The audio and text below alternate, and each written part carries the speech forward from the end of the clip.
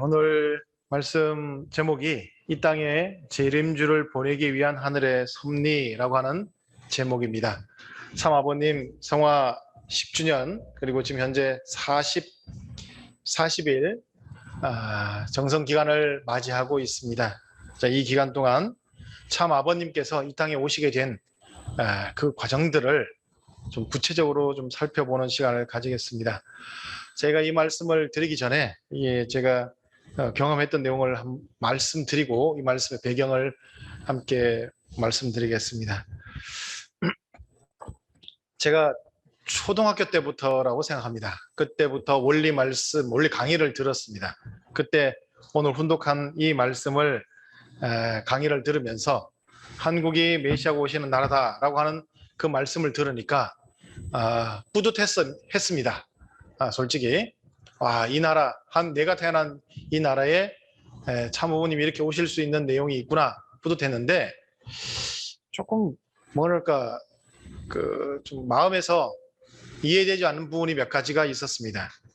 자, 우리가 잘 알고 있는 이 동시성시대에 대한 연도표입니다. 이 내용들을 보게 되면 아브라함 때부터 예수님까지 약 2000년의 기간을 통해서 예수님을 맞이하게 되는 그런 내용들이 위에 있는 구약시대의 내용입니다. 자, 원래 아브라함 때에 하나님의 그 섭리적인 내용들을 다 이루었다고 한다면 아브라함 그 시대에 메시아가 강림하실 수 있었습니다.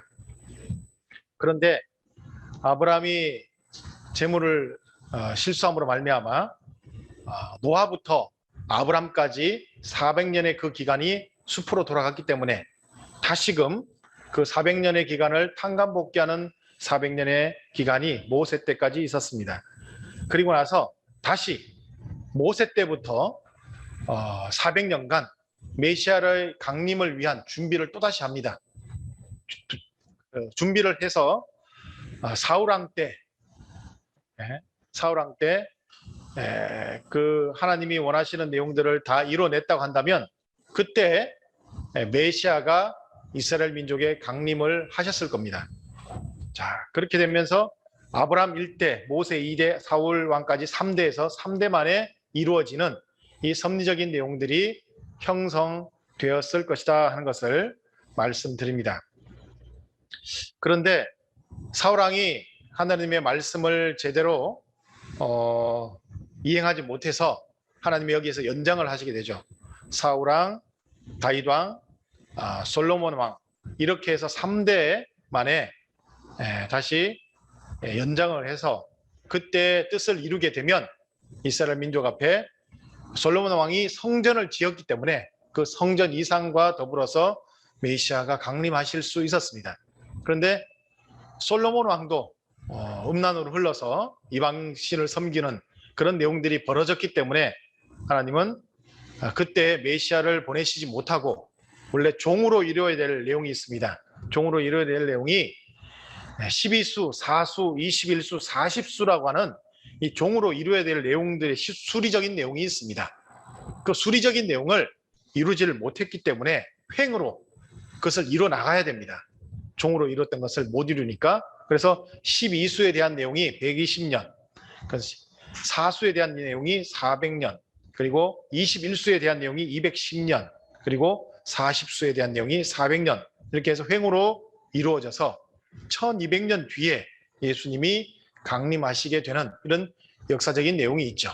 자, 똑같이 그것을 재탕감복귀하는 내용이 신약시대 내용으로서 예수님부터 어거스틴까지 400년의 기간은 말라기에서부터 예수님까지 메시아 강림을 위해 준비해왔던 그 400년 기간을 다 숲으로 돌아갔기 때문에 그 기간을 탕감복귀하는 기간이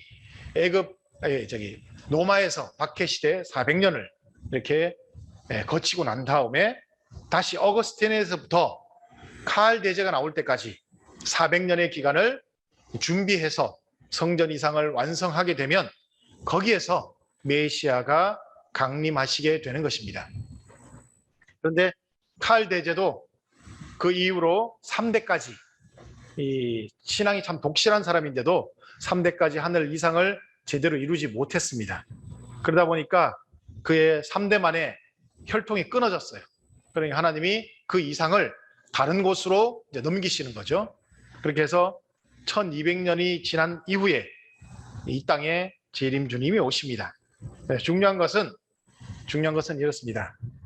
위에 있는 도표에 보면 말라기까지 있다가 400년 뒤에 예수님이 오시는데, 그 과정에서 보면 이스라엘 민족에게 예수님이 오셨다가 쭉 그대로 이어져서 이스라엘 민족에 예수님이 오셨어요. 근데 문제는 신약 시대에는 기독교, 유럽을 중심한 기독교 국가에서부터 쭉 섭리가 진행되어 갑니다. 그러다가 칼 대제가 어떤 사람이냐면 게르만족입니다. 지금 독일 사람 같이 게르만족으로서 유럽을 통일하는데, 그 이후에 유럽 국가 전체에서 이루어지는 역사적인 내용들이 그 이후에 역사 과정으로 형성되는데, 루터도 따지고 보면 종교개혁을 한 사람으로서 유럽에 있던 사람이지 않습니까? 그러면 이런 과정들을 거치고 나면 결론은 어디에 메시아가 오셔야 되느냐? 유럽에 오시든지 아니면 기독교를 준비한 그 기독교 국가에 이제 재림 주님 오시는 그런 내용이 만들어져야만이 이게 논리적으로 맞죠. 그런데 느닷없이 앞에 설명해 드린 것처럼 한국에 재림 주님이 오신다. 제가 그 말씀을 초등학교, 중학교, 고등학교 해서 계속 말씀을 들을 때마다 의아했단 말입니다. 어째 기독교 기반이 없는 이 나라에 재림 주님이 오실 수 있었을까? 이건 제가 가지고 있는 하나의 궁금증이었습니다.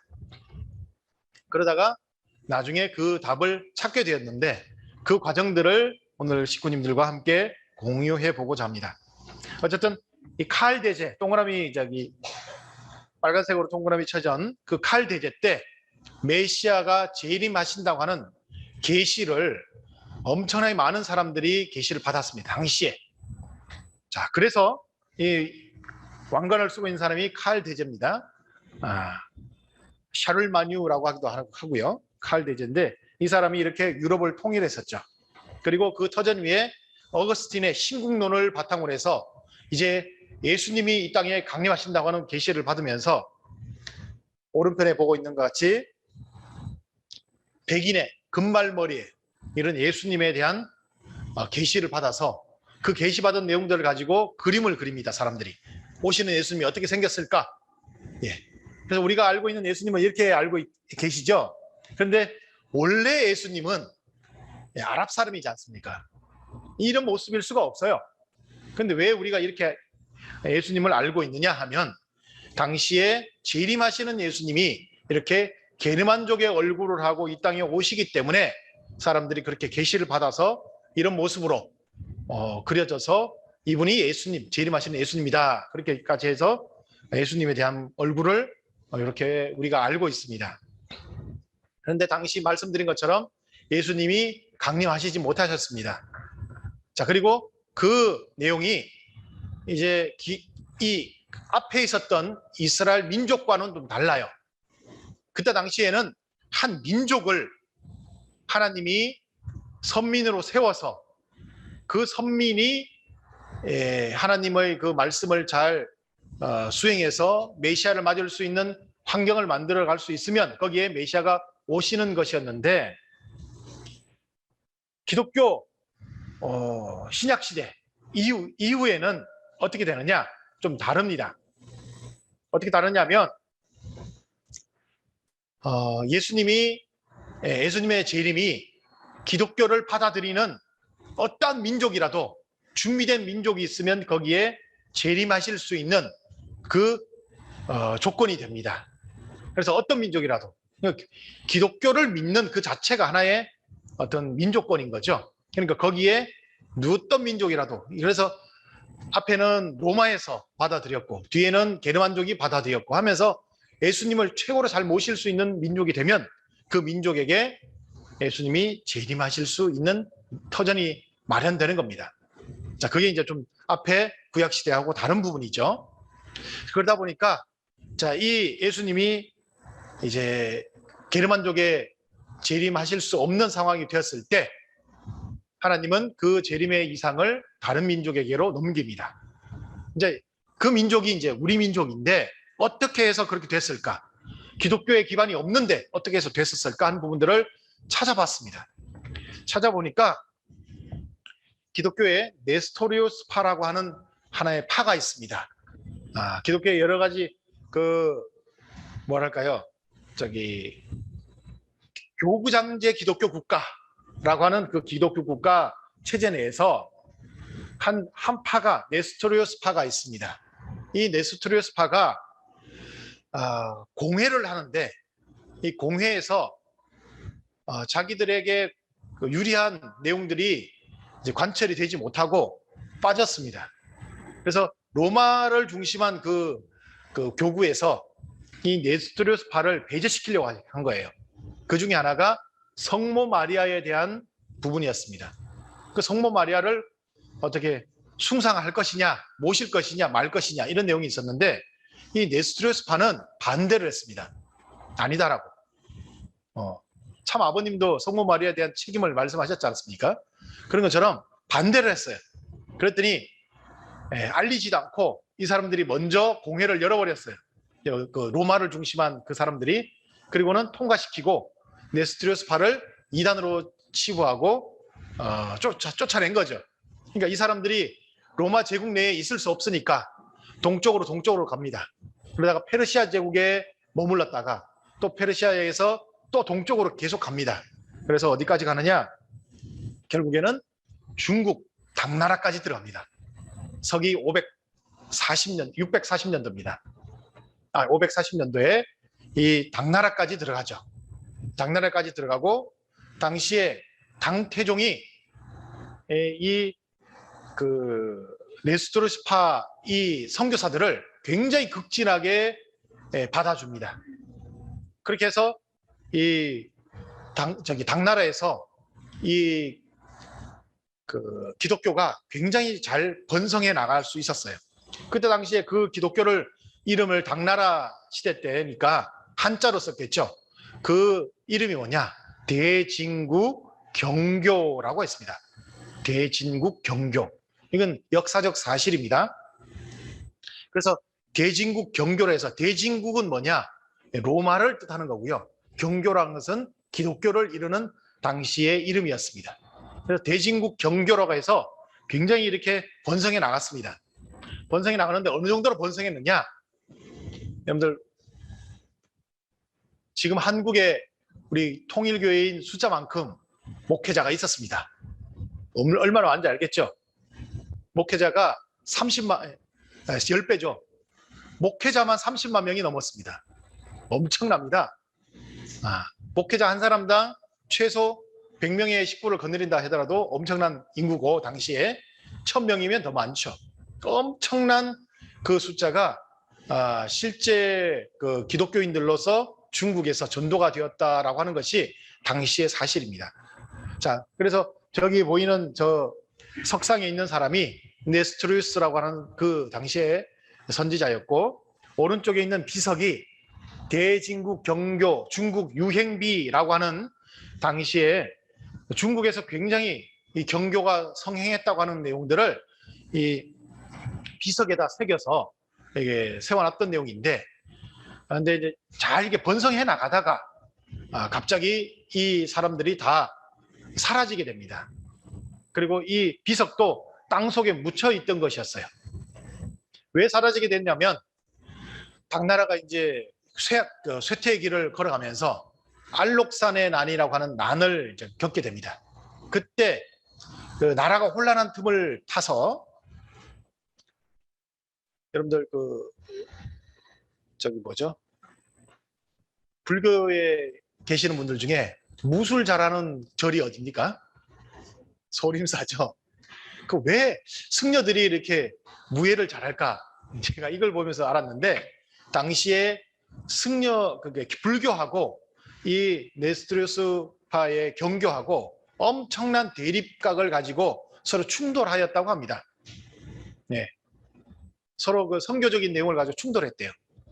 그러다 보니까 이 불교도들이 서로 이제 싸움을 하려고 이제 군대를 만들어 놓은 게 소림사 같은 그런 군대였어요.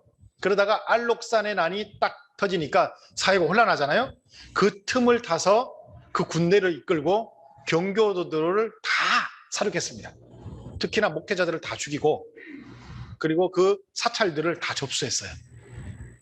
그리고 일반인들이 보기에는요, 불교나 경교나 구분을 잘 못했다고 합니다. 왜냐하면 경교의 그 뭐랄까, 수도승들도 좀 이런 머리를 깎고 수도승처럼 이렇게 행세를 하고 목탁도 두드렸대요.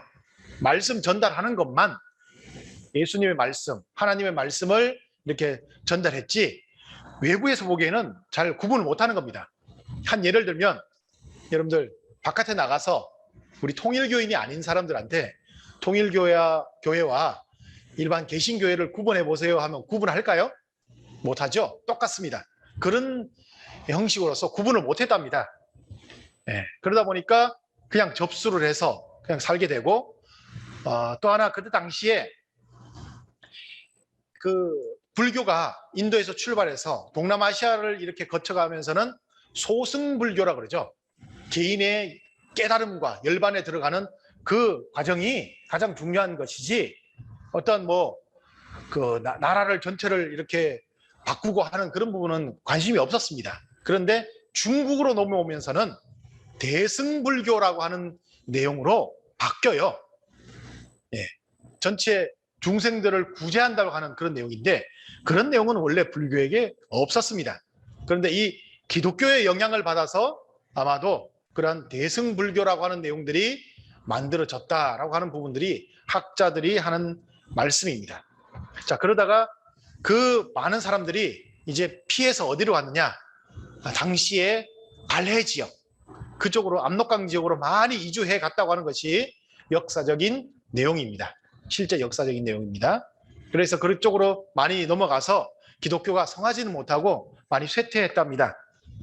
그리고 오른쪽에 있는 이 비석도 땅속에 묻혔다가 청나라 시기인 1600년대 말엽에 이것이 발굴이 됐어요. 그래서 명나라 때부터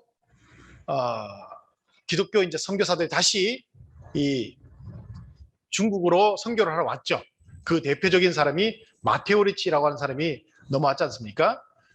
그 사람이 쓴 천주시리라고 하는 그 기독교 서적이 우리나라에 전해져서, 또 우리나라 사람들이 당시에 조선이죠. 조선 사람들이 천주교를 받아들이게 된 과정이 있는데, 그때 본인들이 생각하기를 우리가 중국에 선교를 하러 온 최초의 사람들이다, 이렇게 자부심을 가졌는데, 이게 이제 발굴되고 나니까 아니다, 이렇게 나타난 거죠. 벌써 이것이 발굴되기 이전 800년 전부터 사람들이 이 나라에, 중국에 와서 선교를 했구나 하는 내용들이 알려지게 되었다고 합니다. 자, 그러면 당시에 동아시아가 평화롭게 당나라를 중심으로 이렇게 펼쳐지는 세계였는데, 신라나 이런 곳에 전파가 되지 않았을까 하는 내용들을 연구하셨던 분들이 많이 계셨어요. 자, 그런 내용들이 이제 어디에 나타나느냐? 경주 불국사에 대한 내용들이 유물에서 나타난 부분이 있습니다. 자, 흑백으로 된 사진을 보게 되면 불국사가 폐허가 되어 있었을 당시입니다. 우리나라가 광복이 되고 난 이후에 불국사가 6.25 전쟁을 맞지는 않았어요. 그런데 이제 폐허가 되어 있었던 내용인데, 왜 폐허가 됐냐면 임진왜란 때 불탔었습니다. 그러다 보니까 일부만 남아있는 이런 내용으로 폐허가 되어 있었던 상황이고, 칼라로 되어 있는 부분이 그 이후에 국가에서 재건한 그 불국사의 모습입니다. 그 불국사를 발굴하고 재건하는 과정에서 가운데 있는 것처럼 이 돌 십자가 형식의 어떤 내용들이 발굴되었습니다. 돌 십자가.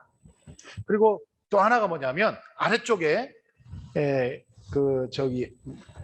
왼쪽에 있는 부분들을 보게 되면 여기에 뭐가 있냐? 이 성모 마리아가 아기 예수를 안고 있는 듯한 이 작아요. 정말 조그만한 그 내용인데 이런 내용이 있어요. 그런데 이제 그 관세음보살이라고 해서 불교에도 그런 내용이 있는데 아기를 안고 있지는 않거든요. 그런데 그 머리 양식이나 이런 것은 동양 양식인데 아기를 안고 있는 이런 모습 서양 화가들이 그린 그림에 여러분들이 많이 보고 알고 계시죠? 그런 내용들이 발굴이 됐습니다. 그래서 이 내용들을 보게 되면 뭔가 좀 색다르다. 이거는 불교적인 내용이 아니라 기독적인 내용인데 이런 게 왜 있을까 하는 그런 내용들이 있고요. 자, 그리고 맨 오른쪽에 보면 경주 남산에 가보면 그 남산을 이제 등산을 해보시면 됩니다. 저도 한번 가봤는데 바위란 바위에는 다 불상들이나 이런 내용들을 다 조각해놨어요. 엄청나게 많습니다. 다 문화재고 그렇게 되어 있습니다. 근데 특이하게 이 여인상이 하나 있는데 성모 마리아상 같은 내용들이 있다라고 하는 것이 나타납니다. 그리고 저기 맨 왼쪽에 있는 조그마한 내용들은 어디에 있느냐면 서울의 숭실대학교에 기독교 역사박물관에 있습니다. 그래서 제가 찍었어요. 저 부분을. 정말 손바닥만 합니다. 작은 그런 유물인데 그런 부분들이 기독교 박물관에 또 전시가 되어 있습니다. 나중에 시간 되시는 분들은 한번 꼭 가셔서 관람해 보시면 좋겠고요. 그리고 가운데 아래에 있는 이 비석이 뭐냐? 앞에 제가 보여드렸던 중국에 있었던 그 비석 있죠. 대진국 경교 중국 유행비라고 하는 똑같은 비석이 어디 있느냐면 금강산에 장안사라고 하는 절이 있습니다. 그 절에 비석으로 세워져 있었어요. 근데 아무도 그 비석에 관심을 두지 않았는데 1900년대 초에 기독교 선교사들이 한국 전체를 순례하면서 여행을 한번 해보겠다고 여행을 하면서 금강산의 장안사에 들어갔다가 저 비석을 본 겁니다. 보고 사진으로 남겨서 저런 똑같은 것이 있다 해서 탁본으로 뜬 탁본 내용이 기독교 박물관에 있는 부분입니다. 그래서 왜 거기 있는지 아무도 모른대요. 네, 그 비석 자체가 그럴 정도로 연관성이 있지 않을까라고 하는 부분을 가지고 사람들이 바라보고 있습니다. 자, 그리고 압록강 제가 말씀드렸죠. 그때 당시 알록산에 난 때 박해받았던 그 경교인들이 대부분 발해 지역의 압록강 지역으로 다 이렇게 도망갔답니다. 거기에서 나타나는 이 그 유물들이나 그 양식들을 보게 되면 가운데 위에 있는 내용들이 경교의 발해 삼존불 그 어떤 그 형식으로서 기독교적인 내용과 좀 다른 이런 내용들의 부분이 있었고요. 십자가 모양이라고 하는 내용들이 여러 가지가 나타나는데 이것은 전통적인 기독교의 양식으로서 나타나는 것이라서 아마 그렇게 연결되고 전달됐던 내용들이 아닐까라고 하는 부분으로 사람들이 보고 있습니다. 더불어서 그 삼국사기에 나오는 기록 내용 중에 하나가 뭐냐면 여러분들 신라에는 세 명의 여왕들이 있습니다. 선덕여왕, 진성여왕, 그 다음에 마지막이 진덕여왕, 마지막 여왕이 통일신라 시대에 있었던 진성여왕이라고 하는 여왕이 있었는데요. 여러분들 통일신라 시대에 가지고 있던 생활 양식에 대해서 잘 아실 겁니다. 남녀 간에 어떤 그 결혼 관계라든지 이런 내용들이 지금 우리가 생각하는 것과는 굉장히 달랐습니다. 굉장히 자유분방하고 뭐 왕이라고 해서 특별하게 특히 여자라고 해서 또 특별히 뭐 우리가 말하는 뭐 수절을 한다든지 요즘 말로 하면 순결을 지켜야 된다든지 이런 부분들이 없었습니다. 왕족들이라고 해서 특별하게 그렇게 해야 윤리적인 내용이 없었어요. 그런데 진성여왕이 당시에 음란하다라고 해서 그 음란함을 뭐랄까요? 나서서 그 데모라 요즘 말하면 데모하는 것처럼 왕이면 그렇게 하면 안 된다라고 하면서 시위를 벌였던 그런 내용들이 나옵니다. 당시에서는 있을 수 없는 내용인데 그런 그 사람들이 나중에는 처벌을 받았다 하는 내용이 나와요. 왜 그런 내용이 나올까? 해보니까 그때 당시 벌써 신라 시대 때 기독교 문화가 많이 이렇게 퍼져 있었기 때문에 그런 기독교적 이념을 가지고 있던 사람들이 왕에게 그런 반대하는 내용들을 가지고 시위를 벌이지 않았을까 하는 부분들로 생각해 봅니다. 그러니까 신라 시대 그리고요 이후에 신라가 이제 망하게 됩니다. 망하게 되는 과정에서 망하기 직전에 이제 나왔던 사람 중에 하나가 도선국사라고 하는 분이 신라 시대 때부터 이렇게 나왔죠. 서기 800년대부터입니다. 근데 제가 이 연도를 한번 찾아봤습니다. 찾아보니까 도선국사가 이 우리나라에서 제일 먼저 말씀하셨던 내용 중에 하나가 뭐냐면 재림사상이죠. 미륵불이 오신다라고 하는 내용을 최초로 말씀하셨어요. 원래 불교에는요 재림사상이라는 것이 잘 없어요. 원래 재림사상은 기독교를 중심하고 이루어지는 내용입니다. 근데 재림사상에 대해서 말씀하시는 내용이 나오다 보니까 좀 이상한 내용이 있죠. 그래서 이게 앞에 제가 말씀드렸죠. 칼 대제 때 그 3대 세 번째 손자가 자손을 잊지 못하고 죽은 연도하고 이 도선국사가 재림사상을 미륵불이 오신다라고 하는 그 재림사상을 발표한 해하고 이 연도적인 내용들을 한번 살펴봤습니다. 구체적으로 나옵니다. 보니까 이 칼 대제의 손자가 죽고 1년 뒤에 이 도선국사가 한국에 미륵불이 오신다라고 발표하는 그 내용이 나오더라고요. 그러니까 이게 연대적으로 이렇게 연결이 되는 거죠. 하늘이 게르만족에 있었던 모든 내용들을 이제 이 한민족에게 넘겨오는 그런 과정들이 있었다는 부분들을 연도적으로도 알게 되었고요. 또 하나, 이건 이제 실제 발굴 상황에서 있었는데요. 제가 지금 이름을 정확하게 모르겠습니다만 지금 전라도 지역에 가면 당시에 도선국사가 머물렀던 마지막까지 머물렀던 절이 있습니다. 그 절이 이제 폐사가 됐죠. 절이 이제 무너져 가지고 없어졌는데 그 지역을 발굴을 했습니다. 1990년대 말에 발굴을 했어요. 발굴을 했는데 뭐가 나왔느냐? 바로 이렇게 석관이 나왔습니다. 그 안에서 발굴하는 과정에서. 그래서 석관을 뚜껑을 열어보니까 거기에 유골도 다 있고 합니다. 그 학자들이 추정하기를, 제가 이제 하는 말이 아닙니다. 학자들이 추정하기를 이 석관은 도선국사의 석관이다라고 이렇게 말씀을 하세요. 이제 학자들이 추정하기를. 그런데 좀 제가 의아했던 내용이 있습니다. 여러분, 불교에서는 큰 스님이 열반하시면 뭐 합니까? 화장을 하죠. 다비식을 해서 화장을 하죠. 그런 석관이 있어요. 좀 이상하다. 왜 석관이 있지? 예전에 몰랐는데 이 내용들을 제가 자료를 수집하고 좀 유추해가는 연구를 해 나가다 보니까 이 도선국사도 이 경교와 연결된 내용이 아니었을까 생각을 해봤어요. 그래서 많은 자료들을 또 이게 탐색하고 수집해서 찾아보니까 도선국사가 정통 우리가 알고 있는 불교인이 아니시더라고요. 일반적으로 우리가 알기는 요즘 말로 하면 이단 이렇게 표현하는 사파적으로 이렇게 좀 가지를 쳐서 잘 알지 못하는 그런 쪽에 불교의 큰 어른이시더라고요. 그러다 보니까 이분을 나중에 매장할 때 경교 형식으로 매장한 것이 아닌가, 이건 유추해 봅니다. 아직까지 그렇게 생각하시는 분들은 없는 것 같아요. 제가 이제 이런 섭리적인 내용으로 연결해 보니까 그러지 않았을까라고 하는 생각을 해보게 됐습니다. 자, 그리고 나중에 불교가 또 그런 모든 내용들을 다시 흡수해 버렸겠죠. 그러다 보니까 고려 시대에 또다시 불교가 국교가 되어서 성행해 나가는 과정이 됩니다.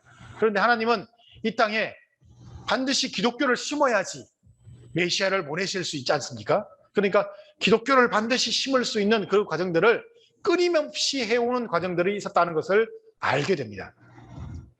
자, 그 중에 하나가 고려의 몽고 침략이었어요. 여러분들, 징기스칸의 신하 중에 절반이 기독교인이었다는 사실을 혹시 아십니까? 실제입니다. 징기즈칸의 신하들의 절반 이상이 기독교인이었고요. 그리고 기독교를 믿는 사람들이 엄청나게 많았습니다. 그래서 이 사진에 나오는 모든 내용들이 이 왼편에 있는 부분이죠. 저기 있는 부분들이 징기즈칸의 한과 함께 있었던 기독교 사제들과 관계되는 내용이고요. 불교 승려처럼 보이는 이 그 그림도 원래는 당시에 기독교 승려의 모습을 저렇게 표현했다고 합니다. 그리고 아랫부분에 있는 부분도 불교 승려에 대한 부분들이 나와 있는 그림입니다. 자, 그렇게 해서 제가 몽고가 침략해 오는데 여러분들 역사적인 내용들을 보면 침략해 올 때 그냥 군사적으로만 침략해 오지 절대 않습니다. 그렇게 하지 않습니다. 특별히 고려가요, 몽고의 침략을 받으면서 고려 조정이 어디를 갔느냐? 강화도로 들어갔죠. 식구님들 아실 거예요. 강화도로 들어가 있는 동안 40년 동안 강화도에 들어가 있었습니다. 이 한반도는 그럼 당시에 누가 지배했느냐? 몽고가 지배했어요. 지배할 때 어떻게 했겠느냐? 선교 활동을 하지 않았겠습니까? 왜? 이 고려를 지탱하는 기본적인 종교가 불교인데 그것을 대항할 수 있는 기독교를 선교할 수밖에 없는 거죠. 기독교의 사상이 얼마나 좋습니까? 노예가 없다, 평등하다, 이런 내용을 가지고 선교를 해 나가기 시작했을 거예요. 그러니까 고려 조정이 그런 내용들을 보고받았을 때 얼마나 많은 위협을 느꼈겠습니까? 그러다 보니까 뭔가 제스처를 취했을 거라고 생각합니다. 그 중에 하나가 뭐냐면 오른쪽 아래에 나오는 이 내용이 뭐냐? 팔만대장경을 이제 옮겼던 그 과정들을 재현하는 이제 장면입니다. 여러분들, 팔만대장경, 원래 앞에 이제 초조대장경이라 해서 부처님의 말씀을 인쇄한 장경판을 만들었다고 합니다. 근데 몽고가 침략해 오니까 다 이렇게 소실됐대요. 그런데 그 이후에 팔만대장경을 다시 만드는데 왜 만들었느냐? 그 이유가 부처님의 말씀의 힘을 가지고 저 외세를 물리치기 위해서 만들었다고 합니다. 제가 어릴 때 초등학교 때 배웠던 역사의 이야기였어요. 그때 당시 역사를 알려주시던 선생님이 하시는 말씀이었습니다. 그래서 제가 물었는데, 선생님 어떻게 해서 외세를 물리치기 위해서 이렇게 부처님의 말씀을 만들어서 물리칩니까? 나 이해를 안 됩니다. 그렇게 하려면 군사력을 키워가지고 싸워야죠. 왜 이런 걸 했을까요? 하니까 그 학교 선생님도 잘 모르겠대요. 모를 수밖에요. 섭리적인 내용을 모르니까. 나중에 제가 이 섭리적인 내용을 파헤쳐가다 보니까 알게 됐어요. 얼마나 많은 기독교인들이 이렇게 선교를 잘 해오면 위협을 느끼니까 자기들도 안 되겠다, 우리가 다시 책을 만들어서, 부처님의 말씀에 책을 만들어서 사람들에게 나눠주고 하면서 그걸 대항해야겠다 했던 그런 내용이 나오지 않았을까 하는 겁니다. 더불어서 여러분들, 그 이련 스님이 쓴 책이, 유명한 책이 있죠. 우리나라를 대표하는 삼국시대의 책, 삼국사기는 이제 김부식이라는 사람이 국가의 그 힘을 빌려서 썼는데, 이런 스님이 쓴 책이 삼국유사죠. 여러분들 아시죠? 삼국유사. 삼국유사가 당시에 왜 쓰여졌는지 제가 잘 몰랐는데, 삼국유사에는 어떤 내용들이 나오냐? 우리는 하늘의 민족이다, 천손민족에 대한 내용이 나옵니다. 그죠? 환웅에 대한 부분. 그리고 그분이 하늘에 내려오셔서, 하늘에서 지상에 내려오셔서 우리 인간들을, 짐승과 같은 인간들을 진짜 인간으로 만들어 주셨다. 이게 이제 호랑이와 곰에 대한 이야기잖아요. 거기서부터 해서 건국신화가 쭉 내려옵니다. 그리고 그때가 서기 몇 년 전이냐? 지금부터 4,000년 전이다 하는 그런 내용들이 쭉 내려와요. 살펴보니까 성경의 내용하고 이 맞춘 것 같아요, 느낌이.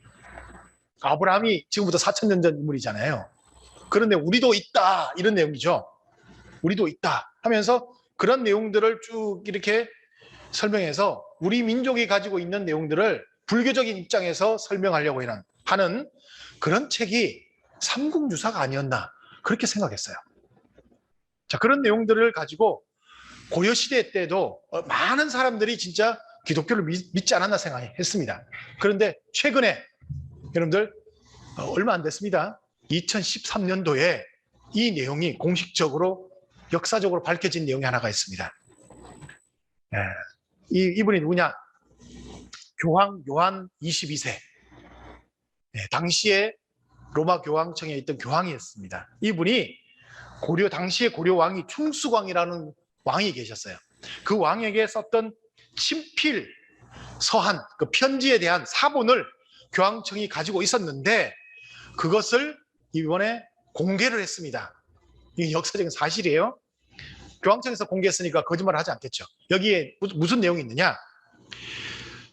고려 왕께서 우리 그리스도인들을 정말 잘 대해 주신다고 하여서 감사를 드립니다 하는 그런 내용이에요.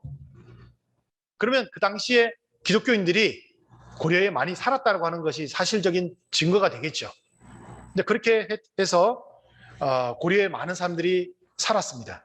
그런데 고려가 또 하늘의 뜻을 받아들일 수 없는 그런 입장이 되니까 고려를 이제 무너뜨리고 하나님이 조선을 세웁니다. 자, 조선을 세우는데 조선 시대에도 이어서 계속해서 기독교가 연결되어 왔던 것 같습니다. 그 중에 기독교인만 있었던 것이 아니고요. 이슬람인들도 굉장히 많이 있었습니다. 많이 들어와서 살았었어요. 이건 역사적 사실입니다. 우리나라의 고려 가요 중에 쌍화점이나 양만춘인가 그 노래들이 있어요. 고려 그 노래들 만준천 이런 노래들이 있어요. 그런 노래들이 뭐냐면 이슬람 상인들이 들어와서 뭐 장사를 하면서 불렀던 뭐 연애 노래 같은 그런 내용들이 이제 표현이 되어 있는 거죠. 실제로 많이 있었습니다. 특별히 여러분들 장영실이라고 하는 저 사람 아시죠? 장영실이라고 하는 사람도 그 위에 조상을 보면 할아버지가 페르시아 사람입니다. 그 우리나라 역사책에 구체적으로 써 있어요. 페르시아 사람인데 온 나라에 들어와 살다가 그 사람들이 다시 고려에 들어와 살았는데 그에 제대로 살다가 그 후손에 그 아버지가 기생하고 이렇게 관계를 통해서 아이를 낳았는데 장형실이었다 하는 내용이 이제 이렇게 역사 기록에 있습니다. 페르시아 사람이에요. 그러다 보니까 이슬람 사람이죠. 그런 내용이 구체적으로 있고요. 기독교인들도 당연히 있었습니다. 그런데 그래서 이제 그 당시에 세계 최고의 과학 기술력을 가졌던 사람들이 누구냐? 아시겠지만 당시에는 아랍 사람들이었어요. 이슬람 사람들이 최고의 과학 기술력을 가지고 있었습니다. 그러다 보니까 그리고 전 세계 네트워크가 굉장히 발달되어 있었어요. 요즘 유대인들처럼 발달되어 있어가지고 세종대왕이 한글을 어떻게 만들었을까 의아한 사람들이 많이 있습니다. 근데 연구를 요즘 했는데 학자들이 뭐라고 하냐면 인도에 있었던 산스크리트요, 그다음에 몽골에 있던 언어들, 뭐 전 세계 각지에 있던 수많은 언어들을 다 수집해 준 사람들이 아랍 사람들이라는 거예요. 그리고 그 아랍 사람들이 같이 연구를 해가지고 한글을 만들었다. 또는 그 당시에 과학기술력을 가지고 있었던 물시계라든지 또는 해시계 또는 뭐 여러 가지 그 천문을 관측하는 기구들이라든지 이런 부분들이 있죠. 그 모든 것들이 세종대왕 때 이룰 수 있었던 이유가 바로 이 당시에 들어와 있던 기독교인들과 아랍인들 덕분에 가능했다라고 하는 것이 최근에 밝혀진 역사적 사실이에요. 그러다가 세종대왕이 세종대왕 때 초기입니다. 쇄국 정책을 합니다.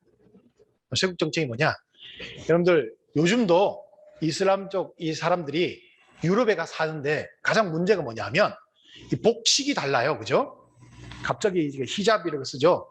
또는 부르칸까지는 안 하는데 히잡을 씁니다. 쓰고 이렇게 다니고 하니까 사람 얼굴을 못 알아본다. 저 사람이 테러범인지 알 수가 없다 하면서 굉장히 반감을 가지는 그런 내용들이 있었고요. 또 12시만 되면 갑자기 하던 일 다 멈추고 뭐 자리를 깔아놓고 메카를 향해서 막 절을 합니다. 그러니까 학교 공부하다가도 갑자기 그러니까 쟤 뭐 하는 거야? 이렇게 되니까 반감을 일으킨다고 합니다. 똑같은 내용들이 조선시대에도 있었어요. 해시계나 이런 걸 왜 만들었겠습니까? 시간을 정확히 알고 그때 당시 경배를 하려고 해시계를 만든 거죠. 그러다 보니까 주요 관리들이 굉장히 많이 들어왔는데 조선의 풍속과 그런 내용들을 동화하지 않고 자기들만의 내용들을 만들어 가니까 이질감이 생기고 이 동화가 안 된대요. 그러니까 쫓아내자 해가지고 다 쫓아내버렸습니다. 세종대왕 때. 그리고 나서부터 쇄국 정책을 하게 됐죠. 그리고 나서 그 이후로부터 이 조선이 외국으로부터 완전히 단절되어 버렸어요. 그런 역사적인 내용이 있다고 합니다. 자, 그 이후로 기독교인들도 다 추방되고 맥이 또 끊어져 버렸죠. 그러니까 이 나라에 기독교를 심어야 되는데 그런 내용들이 또 없어지니까 하나님이 또다시 한참을 기다렸다가 이 나라에 기독교를 보내주시려고 하는 내용이 있습니다. 그게 뭐냐? 임진왜란이죠. 여러분들, 임진왜란을 우리가 알기로는 일본이 한국을 갑자기 침략해 놀아가지고 굉장히 많은 사람들 죽이고 뭐 약탈해갔다 이런 걸로만 알고 계시는데요. 서양에서는 임진왜란을 뭐라고 부르냐면 동양의 십자군 전쟁이라고 합니다. 실제로 그렇게 생각합니다. 특히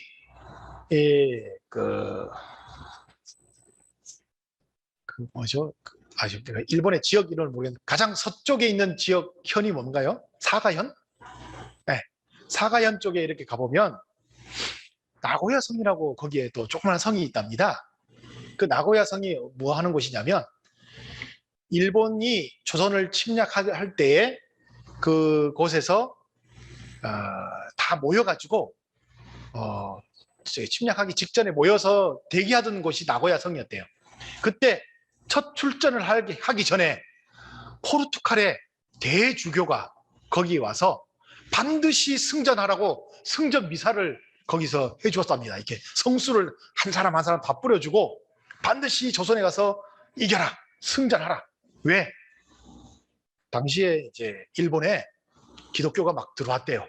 포르투갈에 의해서 들어왔는데 전국 시대다 보니까 혼란한 틈에 당시에 다이묘라고 했죠. 영주들 가운데 절반 이상이 기독교를 믿었대요. 그 중에 대표적인 사람이 고니시 유키나가, 이 사람이 독실한 기독교인이었답니다. 그 기독교인들의 수장이었고요. 그런데 그래서 이제 이렇게 승전 미사를 할 정도로 이유가 된 이유가 뭐냐면 일본에서 기독교가 성행하다가 통일이 됐는데 토요토미 히데요시가 딱 보니까 이게 뭐야? 웬 잡도들이 이 신국에 와가지고 난리를 치는 거야? 하면서 이제 문제 제기를 했는데 이 다이묘들이 힘이 막강하니까 함부로 말할 수는 없고 조선을 침략할 빌미를 어떻게 가지냐면 너희들이 조선을 침략해서 거기를 점령하면 거기에 기독교를 국가를 만들든지 말든지 하는 것은 내가 관여 안 하겠다. 그러니까 가라 하니까 그래요? 그러면 침략하겠습니다. 그래서 임진왜란이 벌어졌다고 하는 내용도 있습니다. 그래서 제1군 사령관이 고니시 유키나가. 그런데 이들만 보내기에는 불안한 거예요. 도요토미 히데요시가. 그래서 제2군 사령관을 누굴 보냈냐면 가토 기요마사라고 하는 사람을 보냈는데 그 사람은 불교도입니다. 굉장히 대립각을 이렇게 펼치는 사람인데 굉장히 잔인한 사람이에요, 이 사람은. 그래서 이 승전 미사까지 하고 조선을 기독교 국가로 만들려고 해서 이렇게 넘어왔습니다. 넘어왔는데 이 고니시 유키나가 이 군인들은요 함부로 사람들을 사륙하지 않았대요. 오히려 선교 활동을 펼쳤답니다. 특히 이 남해안 지역을 걸쳐서 선교 활동을 많이 펼쳤다고 하는 것이 역사적인 내용이에요. 그런데 이 과토기요마사는 굉장히 잔인해가지고 양민들까지 닥치는 대로 죽였답니다. 실제로.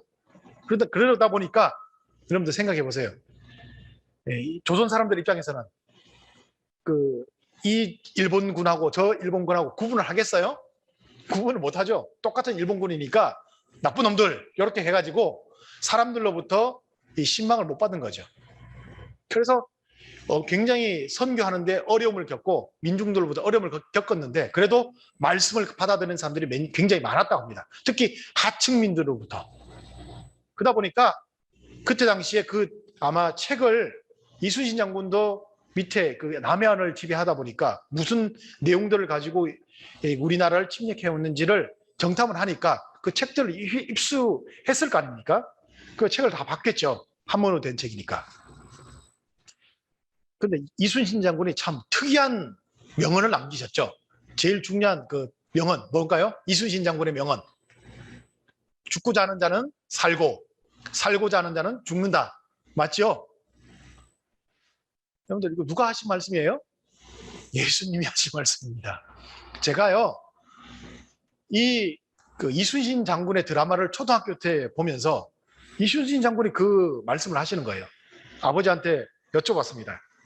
아버지, 저거는 내가 주일학교 때 예수님이 하신 말씀이라고 들었는데 왜 이순신 장군도 저런 말씀을 하는 거예요? 물어보니까 아버지도 잘 모르겠다 하시더라고요. 제가 이제 연구를 해보니까 그때 당시에 이순신 장군도 그 말씀을 아마 이렇게 받아들였던 것 같아요. 그러니까 받아들였다는 내용보다는 읽어본 것 같아요. 아, 이런 내용이 있구나. 그래서 그러한 마음들을 가지고 전쟁에 임하지 않았나 이순신 장군도 생각해 봅니다. 그리고 알게 모르게 이순신 장군도 그 종교에 대해서는 받아들였을 수도 있어요. 그러니까 아무런 이유 없이 뭐랄까 역적으로 몰리고 감옥에도 가고 했던 그런 내용들이 있었지 않을까 그냥 유추해 봅니다.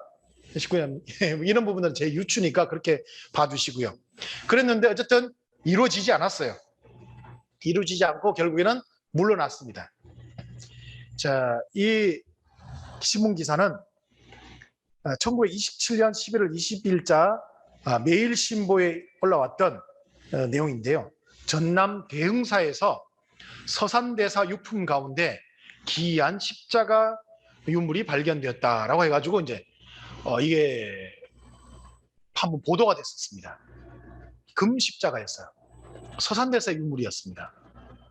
이게 왜 있을까? 그러니까 제가 봤을 때는 그 당시에 서산대사도 나가서 승병으로 승병 장군이었죠. 장군으로 나가서 싸움을 하고 했을 때 그 기독교 그 장수들하고 뭔가 이렇게 만나서 뭐 얘기하는 그런 과정에서 이런 것들을 또 받았지 않나 생각합니다. 근데 이게 이제 신문에 보도되고 나서 절에 도둑이 들었대요. 그래서 사라졌답니다. 당시에. 아쉬운 내용인데 그런 부분들, 이런 부분들도 보게 되면 당시에 기독교를 전파하기 위해서 일본군이 그런 역할을 하지 않았나 생각도 해봅니다. 자, 이렇게 아래에서부터 선교를 하려고 했던 하나님의 역사가 이루어지지 않으니까 안 되겠다. 위에서부터 해야겠다 생각하신 거죠. 병자호란을 일으킵니다. 자, 병자호란이 이제 임진왜란 이후 40년 만에 일어나면서 당시에 영화 잘 아시죠? 남한산성 이 영화 있는데 인조 대왕이 남한산성에서 포로가 되다시피 합니다. 그래서 포로가 되어서 결국에는 항복을 하죠. 항복을 하고 신하가 되겠다 하고 그 신하가 되겠다고 하는 증거로서 그 아들 세자 소현세자를 포로로 보냅니다.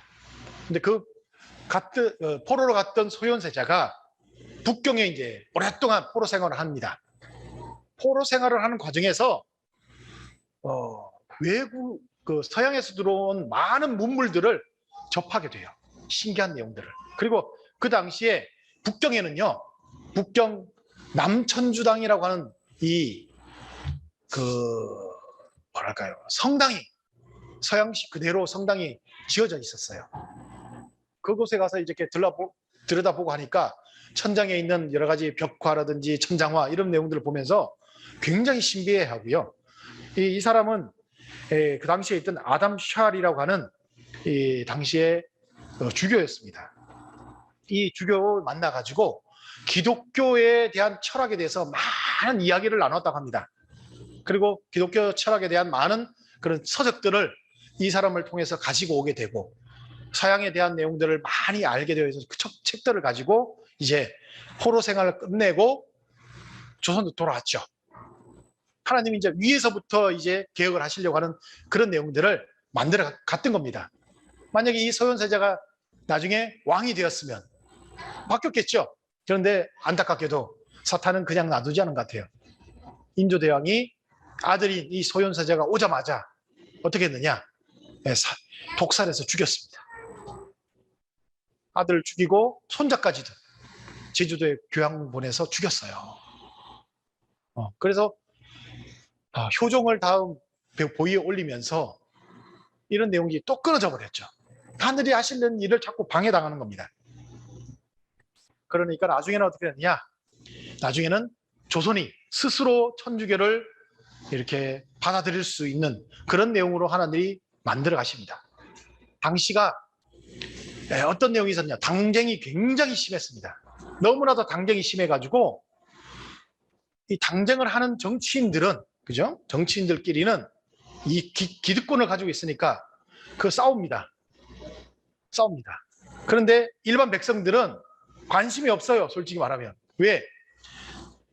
원래 정치라고 하는 것은 뭐냐면요, 내가 가진 이념을 가지고 이 정치를 펼쳐서 백성들이 잘 먹고 잘 살게 해주는 것이 정치예요. 그런데 당시에는 정치가 어떻게 이용되느냐? 정치가 복수를 하기 위한 정치였어요. 내가 정권을 잡으면 뭐 하느냐? 복수를 합니다. 왜?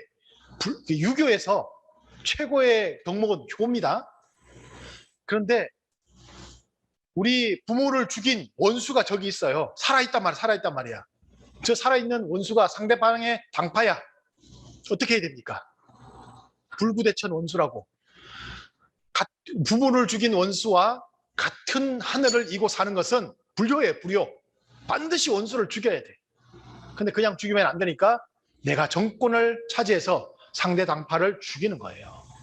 이런 복수를 위한 정권을 가지기 위한 그런 내용들이 성행하는 정치가 되다 보니까 민생이 피폐해지죠. 그런데 그 과정에서 식자들, 그러니까 지식인들을 입장에서 봤을 때는 이러다가는 나라가 망한다는 겁니다. 이것을 어떻게 타개할 것이냐? 그때 동지사라고 해서요, 중국을 왔다 갔다 하는 뭐랄까요, 외교관들이 있습니다. 그 외교관들이 왔다 갔다 하면서 책들을 많이 가져와요. 그 중에 하나가 천주실의라고 하는 책이 왔어요. 그 책들을 신학자들이 보기 시작합니다. 그러니까 천주교에 대한 엄청난 내용들을 이렇게 알게 되면서 그 중에 예수님의 말씀 중에 제일 중요한 내용 중에 하나가 뭐냐? 용서라고 하는 개념을 보게 되는 거죠. 이거다. 이 용서라고 하는 개념을 보게 되면서 이것이 조선을 살릴 수 있는 내용이다 생각했기 때문에 천주교를 받아들인 것이 아닌가 생각합니다. 자, 이런 내용들이 이제 펼쳐나가면서 조선 내에 세례를 받는 사람이 생기고요. 그 다음에 미사를 집전해 줄 수 있는 신부도 생기고, 김대건 신부라고는 한국의 최초의 신부가 생기죠. 그런 내용들이 만들어집니다. 자, 그리고 정조대왕, 잘 아시죠? 정조대왕도 정권을 가지고 우리 여기 수원에 가면 수원 화성이 있지 않습니까? 수원 화성을 짓고 수도도 옮기고 하면서 거기서 자기가 뭐랄까요, 복수를 하려고 하는 생각도 했었어요. 그런데 정조대왕이 뭐라고 했냐면, 우리 같이 가자. 제발 좀 같이 가자. 내가 너희들 복수 안 할 테니까 같이 가자라고 그렇게 설득했는데 유교적 이념을 가진 사람들은 그것을 믿지 않았습니다. 근데 제가 봤을 때 정조대왕은 기독교적 이념을 가지고 있었던 것 같아요. 용서하려고 했던 것 같아요. 그런데 정조대왕이 갑자기 죽습니다. 죽고 나서 어떻게 되느냐, 많은 기독교인들이 이렇게 순교를 당하죠. 전 세계에서 가장 순교를 많이 당한 나라가 한국이랍니다. 조선이랍니다. 정말로 많은 사람들이 순교를 당했어요. 한 3만 명 이상이 순교를 당했고요. 이 천주교를 믿는다는 이유만으로. 거기다가 경상도에서만 10,000명이 순교당했답니다. 제가 살고 있는 동네에 바로 옆에 가면 굉장히 유명한 천주교 성지가 있어요. 신나무골 성지라고. 거기에 이선이라는 사람이 끝까지 자기의 천주교 신념을 지키면서 살아가던 노비였는데 그 자리에서 목이 잘렸답니다. 나중에 거기서 발굴해서 유골도 찾아내고 해서 거기를 성지로 만들었다고 해서 그런 성지도 우리 동네 바로 옆에 있어요. 걸어서 갈 수 있을 정도에 있습니다.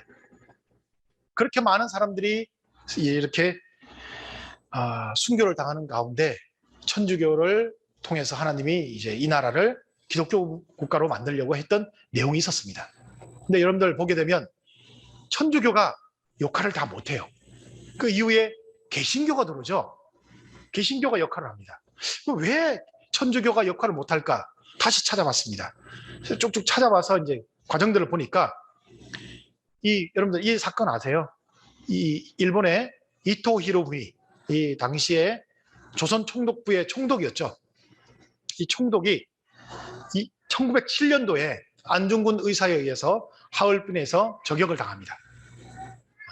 그래서 아마 이번에도 아베 수상이 이제 총을 맞고 서가셨는데, 최초로 일본에서 총 맞고 서가신 분이 아마 이토 히로부미라고 하더라고요. 이분이 이제 총 맞고 이제 뭐랄까요, 안중근 의사가 저격을 한 거죠. 이 내용을 가지고 원래는요, 이 내용을 어떻게 만들어 가려고 했냐면, 안중근 의사가 저격한 이유가 조선이 무당하게 한일 합방이 되고 있다, 이걸 세계에 알리고 싶었던 거였고, 그리고 자기의 재판 과정 전체를 어떤 뭐랄까요,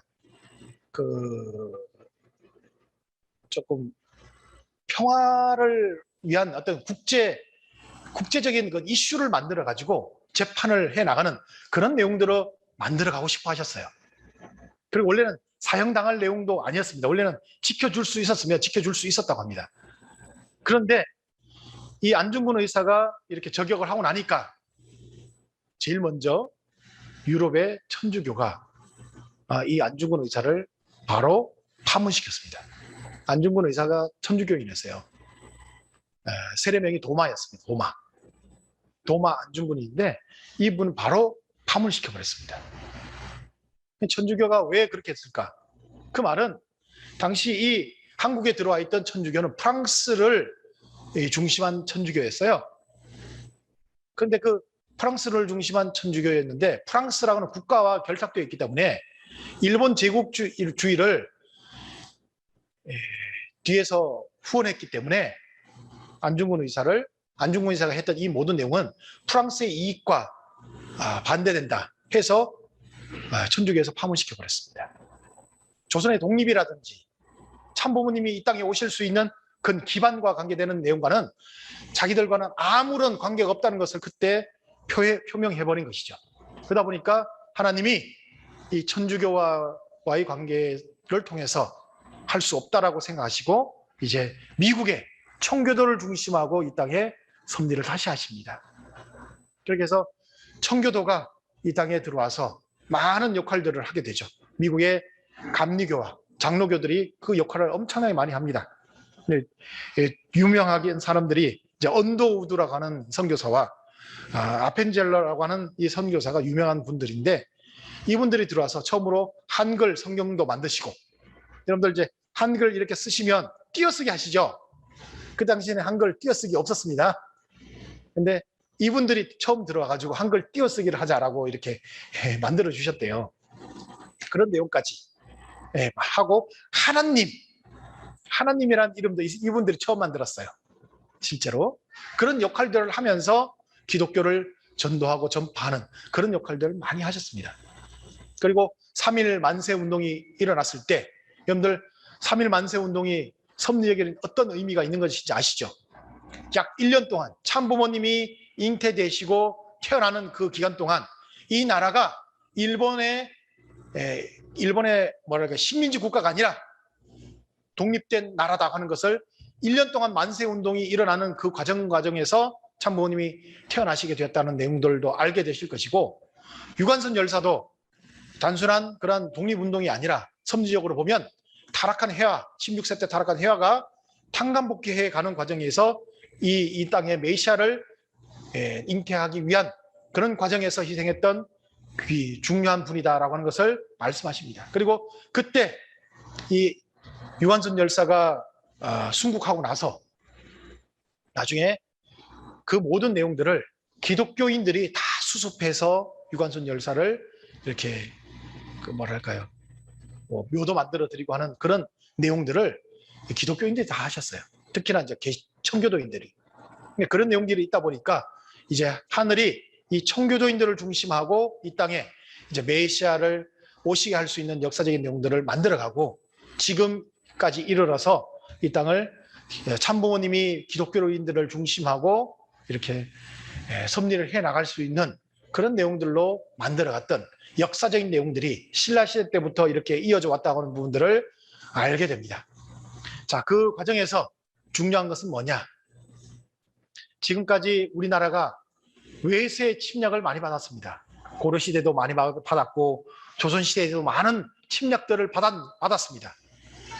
많은 국난들을 당할 때 대표적으로 왜 국난을 당했는지 우리가 다른 내용으로 풀어갔습니다. 우리가 뭐 잘못해서 뭐 싸워서 이런 내용이 있는데 그렇지 않다는 거죠. 왜 우리가 국난을 당했냐? 하나님이 이 땅에 기독교를 심어주시려고 하는 내용들을 만들어가는 과정에서 국난을 당했다는 것을 알게 돼요. 그리고 그 국난의 과정에서 우리가 그 책임을 다하지 못하니까 계속해서 그런 내용들이 반복되어서 탄간복귀하는 과정에서 국난을 당해왔다고 하는 내용들을 알게 됩니다. 그렇다고 한다면 지금 이 시대에도 참부모를 중심한 섭리를 해나가는 과정에서 우리가 참부모님을 잘 모시지 못하면 또다시 과거와 같은 내용들이 반복될 수 있다는 부분들을 다시 한번 생각해야겠습니다.